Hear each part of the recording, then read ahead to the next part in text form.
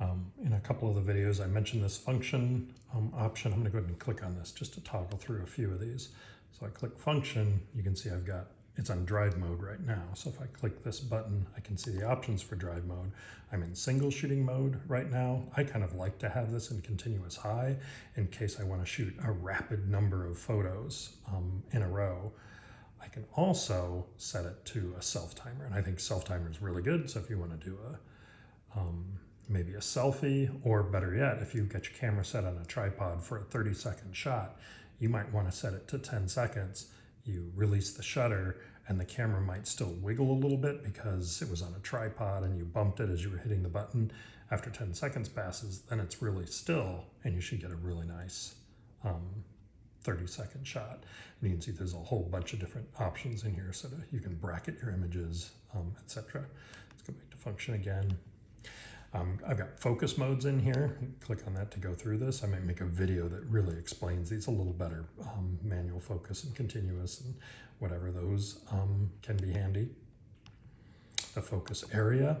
I really should make a separate video for each one of these. This one's wide. It's going to take pretty much the whole frame. This one's going to work in little zones. This one is, this one's going to be a flexible spot. So if the tracking's not available right now, I have to change my options here, but I could actually track somebody who's moving along in the frame or something like that. I could change the exposure compensation. We've talked about how you might want to underexpose by a third of a stop or overexpose by maybe a whole stop or maybe close to 2 stops if it's snowy outside and the camera's trying to hit that middle gray and you want to alter it. I think I probably told you in class that I personally like to shoot at 1/3 underexposed because I'm always afraid that the whites are going to get blown out. I want to make sure I can recover detail, whereas I like the shadows to be a nice dark rich. So that's just a personal thing. ISO we've talked about in some videos. You can play around with some of these other options if you want. Which aren't as important. I would leave some of these off. Don't play around with some of these effects because you can take care of those in Photoshop or other programs like that.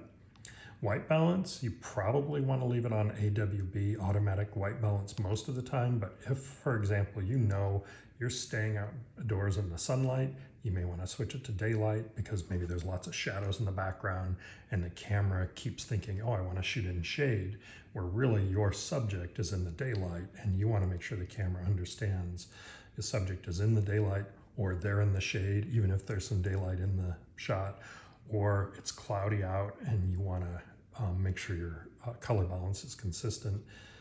If you're inside, incandescent lights, horrible fluorescent lights. I don't know why you would shoot under fluorescent lights, but there's options for those. If you've got a flash, lots of options here. I could actually custom set my balance as well, my white balance. I feel like this video is already too long. Again, you can play with some of these styles. I really don't think they're critical to what we're doing. And remember the shot mode that we talked about in another one. So. And I'm in aperture priority right now.